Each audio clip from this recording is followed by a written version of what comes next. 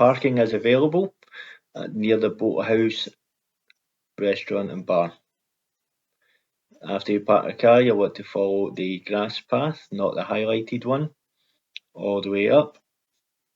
As you get to the top, you will see that the path goes straight ahead, and you're looking for the signs, which I'll just show you in a moment.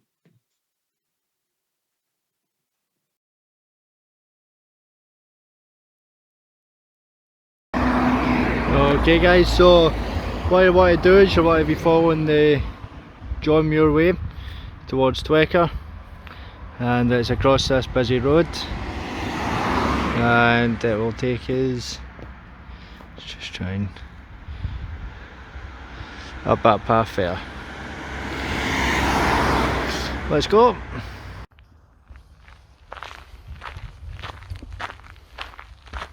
Hi guys, Scotty Wild Outdoors. Thanks very much for clicking on the video. Today we're going to be up Bar Hill, and we're going to be up looking and exploring an old Roman fort. Have a bit of lunch at the top as well. Hope you enjoy the video guys.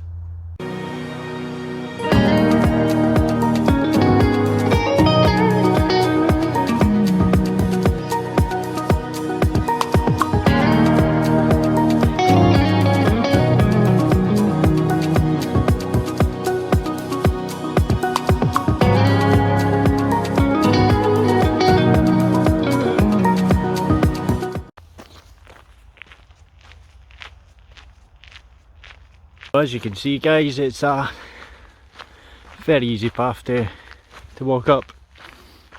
It does get a little bit boggy, loads of puddles and stuff when it rains, so just keep that in mind depending what day you decide to come up, the weather beforehand. Bar Hill Fort was built around 142 AD. Many of the Roman forts along the wall held garrisons of around 500 men. Larger forts like Castle Carey and Byron's had a nominal cohort of 1,000 men, with probably sheltered women and children as well, although the troops were not allowed to marry. There's likely to have been large communities of civilians also around these sites. So we're just following the John Muir Way sign through the gate and straight up the path. Walking up the path, you'll come to the fork. If you head off to your exact right, it's behind me here, that's the John Muir Way road. It's quite steep, it's a steep incline, good view at the top though, but for the purpose of today's video we're going to go straight up the grassy path.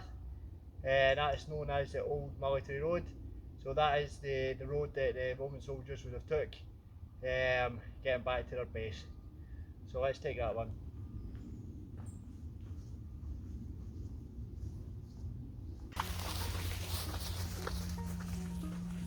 Bar Hill Fort lies in a superb strategic location looking north over the Kelvin Valley to the Campsie Fells. It was built as one of the fort's housing troops manning the Antonine Wall, which for a while was the north-west frontier of the Roman Empire that stretched all the way to the Middle East. It's one of the best two locations along the Antonine Wall to gain a real impression of what the wall was like and what life would have been like for the troops manning it. The walls themselves were used for around 20 years. Relatively short period of time for the occupation. Many of the materials used in construction means that it's not really survived very well throughout the years, as much as Hadrian's Wall. But in its day, it would have been just as formidable barrier, as the wall itself built on stone foundations of 15 feet broad on top, with turf laid to height of 12 feet.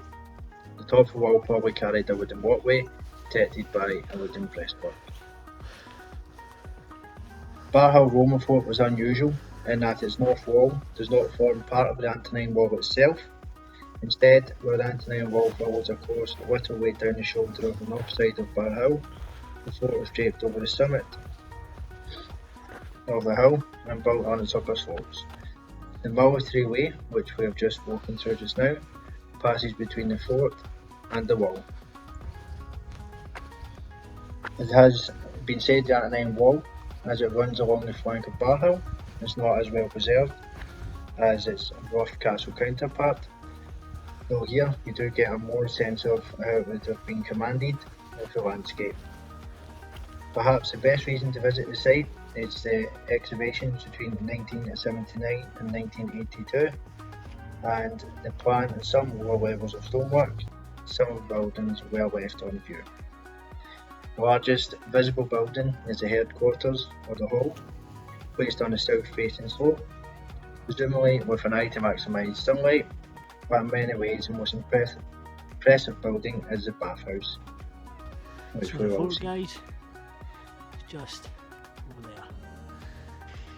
Bathhouse would have been one of the most important buildings at the fort, but no doubt would have been used by many of men.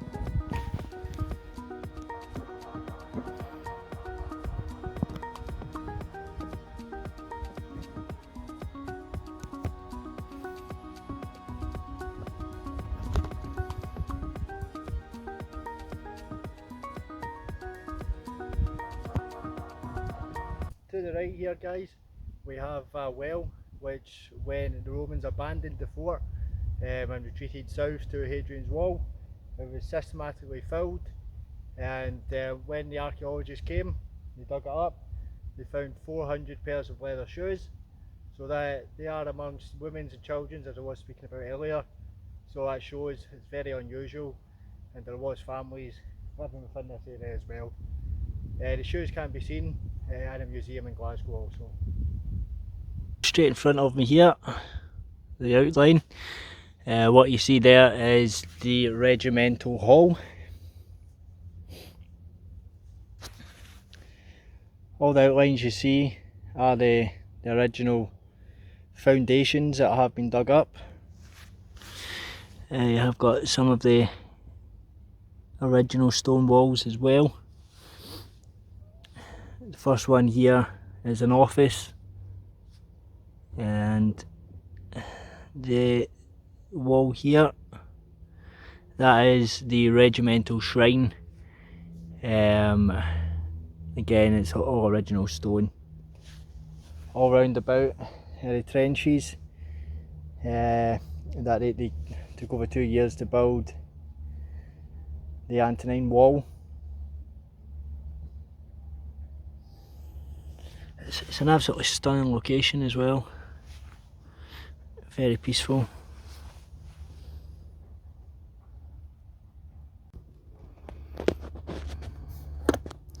Yeah, Regimental Shrine.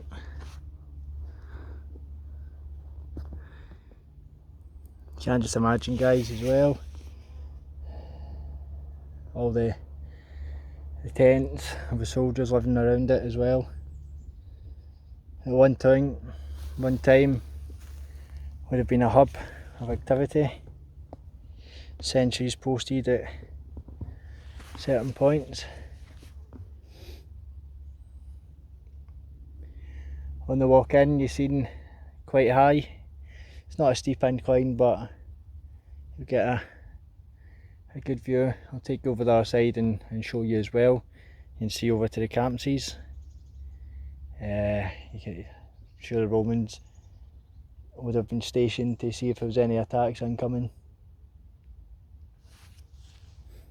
There's a bathhouse as well, which will take you down to. I think we'll have some lunch down there. As you can see, the campsies in the background, and the town of Kilsyth, which wouldn't have been there.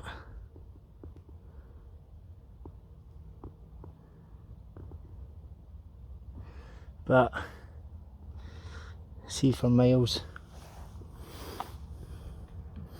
Absolutely fantastic location for a fort. Hold the high ground.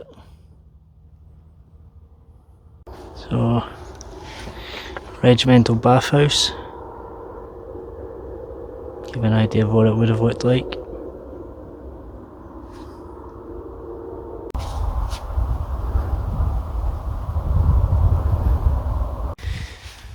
So here's the hot and dry room, guys.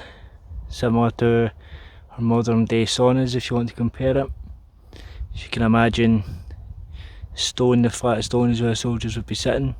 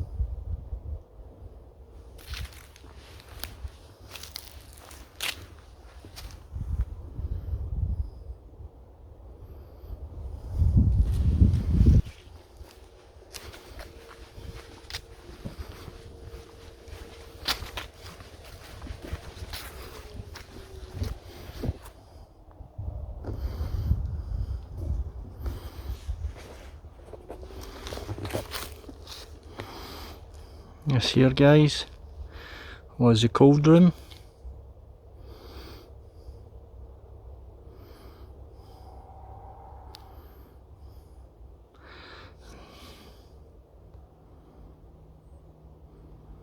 I think we'll go and have some lunch up there.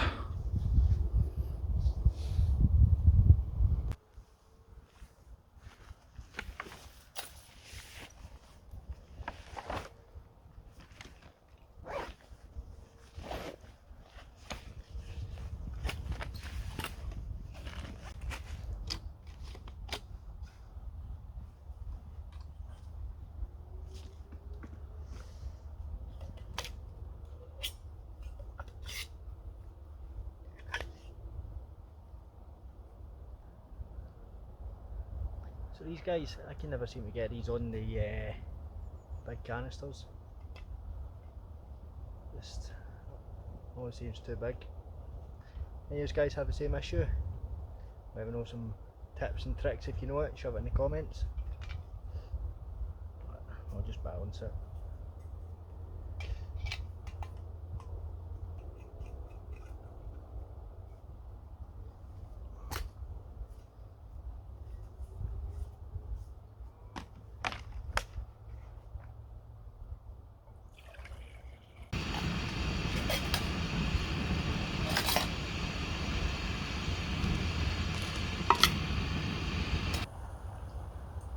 History's always fascinated me. I think it's amazing to be able to sit where Roman soldiers would have been all those many years ago, looking out over the same view. Granted, it changed with houses, farmlands, but have a little look out and just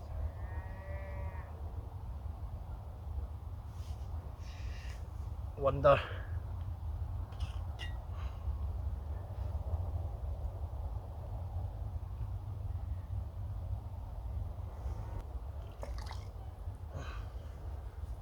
Maybe wonder why I brought 2 tubs.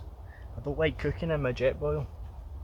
I like to keep it just for boiling the bags or my coffee.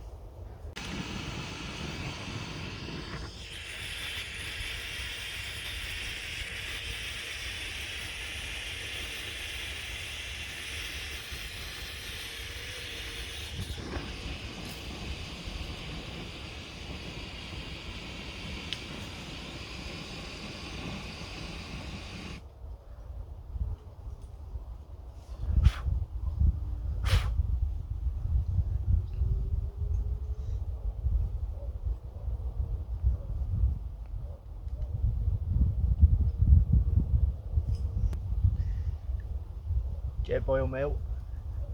Helps if you put the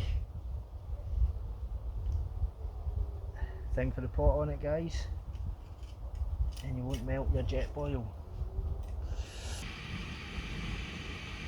instead of camping.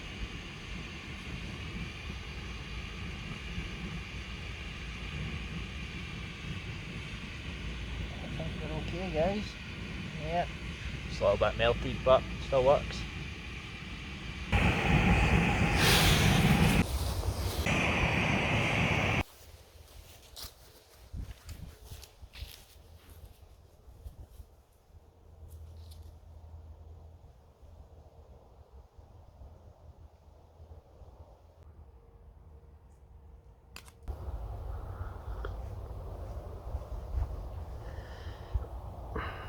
Coastal camps, I think it's going to be my next one. Going to go to East Coast, I think, before the weather turns. Could be autumn, so hopefully get some good sunrises. But yeah, the last camp ended up not being out in the raccoon as of yet. Ended up getting cancelled,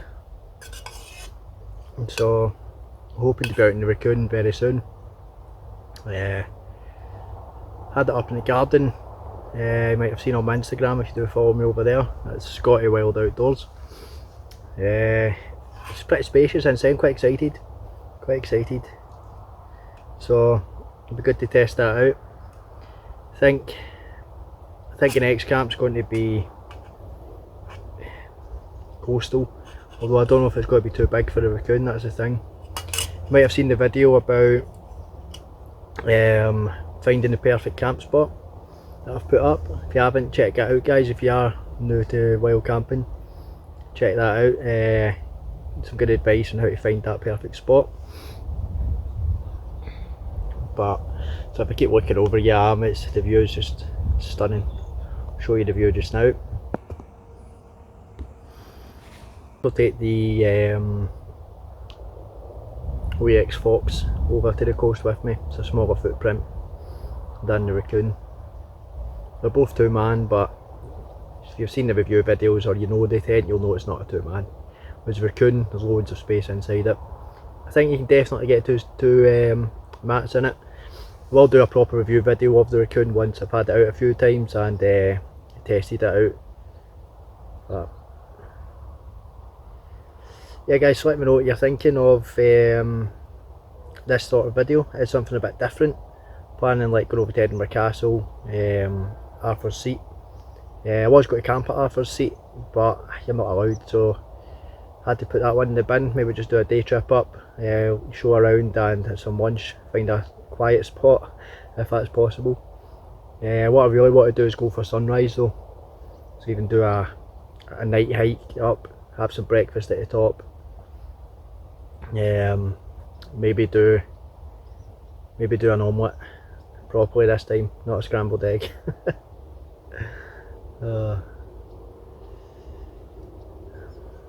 But yeah, guys, I'm going to eat my noodles and look at the view. I'll bring you back shortly.